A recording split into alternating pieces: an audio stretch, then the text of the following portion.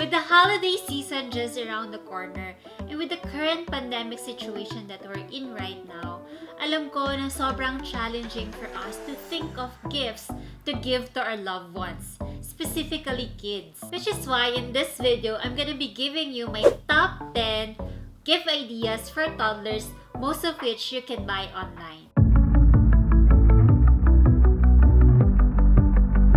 Hi, my name is Lorraine of Intentional Homeschooler, helping intentional parents begin their homeschooling journey.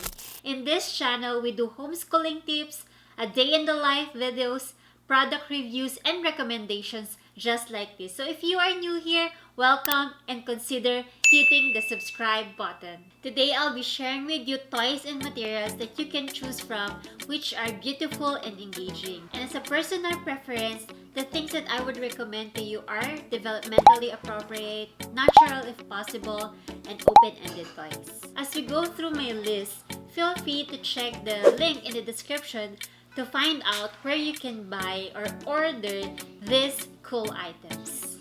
First is wooden blocks. Isa to sa favorite ni Kiara na toys. What are the benefits of wooden blocks? It is an open-ended toy, so it encourages creativity.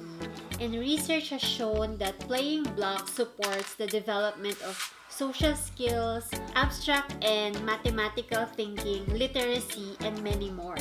Second is magnetic tiles. So magnetic tiles come in various shapes and colors, and they have magnets on all sides.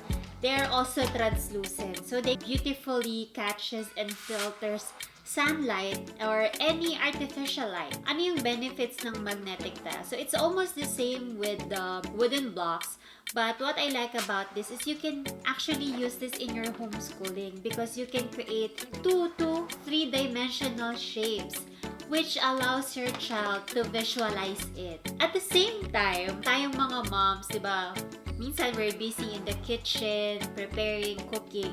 So yung ating mga kids, pwede nila tong dalhin sa kitchen ninyo at idikit sa refrigerator. Third is knob puzzles. So knob puzzles are good for fine motor skills. The knobs promotes a grasp that uses the tips of the child's finger similar to pincer grasp.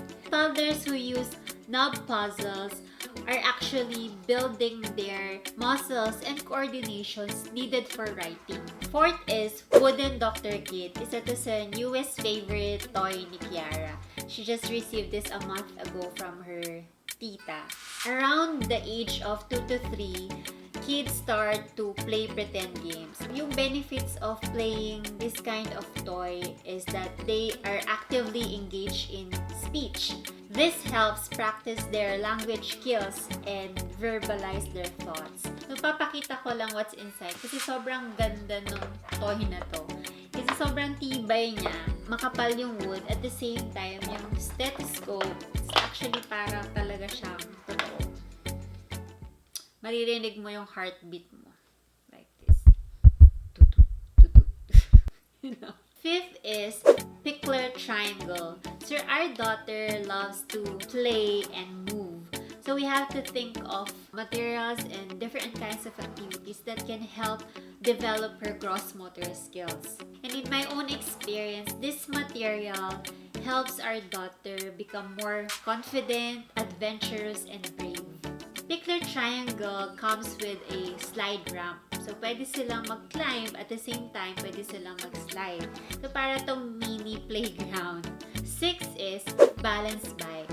Unlike bikes with pedals and training wheels, balance bike makes bike riding effortless and fun. By learning the key skill, which is balancing, they'll be able to ride a regular bike without the need of training wheels. So if you haven't watched my video about the benefits of having a balanced bike, just click on the card and please watch it. Next is cleaning materials. You know, toddlers love to help in whatever household chores that we are doing. Cleaning is a great practical life activity for toddlers. This gives them a sense of responsibility for their environment. Next is kitchen tools. You know, there are a lot of great ways to help our kids get involved in the kitchen. These tools are child size so that the toddlers can use them easily while maintaining safety. The next is pattern blocks. So this one is appropriate for Kiara's age. Medyo challenging na to. I'm gonna post the link of the pattern blocks appropriate for younger toddlers. So this one is very engaging. I actually enjoy playing this toy. At the same time, this is great for pre-math skills. The child will just follow the pattern using magnetic blocks. Lastly, books. So books are a great investment for our kids, and I recommend reality-based books or non-fiction books. First is When My Friend Cries, and there's another one, When My Friend Wins. These storybooks aims to develop the social and emotional learning. It focuses on teaching empathy, friendship, and sportsmanship. Next is picture book biography. So what I like about biographies are they're about real people doing real things. Stories of courageous people overcoming their own obstacles, which can inspire our kids to face their own obstacles with hope and determination. And lastly, the best reading book for character formation and to teach our child about values is the Bible. So there are lots of Bible story books out there. I just post the link in the description so you can check it out. And here are some additional options that did not make my list but still worth mentioning. Memory game. Playing memory games can improve their brain functions such as attention, concentration, and focus. It also improves visual recognition. Winning table. The main benefit of a winning table is learning to become independent and self-directed. Allowing children to leave the table as they please, without needing someone to help them get down, is a good way to practice autonomy and discover how good it feels to be able to do things for themselves. Rainbow Stacker. Wooden Rainbow Stacker is truly an open-ended toy. Stack them by size into a rainbow. Stack them into different patterns and see how many different patterns you can create. And it also allows the child to just free play and see where their creativity leads them. So those are my top recommended gift ideas for toddlers this holiday season. Please don't forget to check the link in the description below. Question of the day: is there anything that you want to add to the list? Share it in the comments and I'll see you on the next video.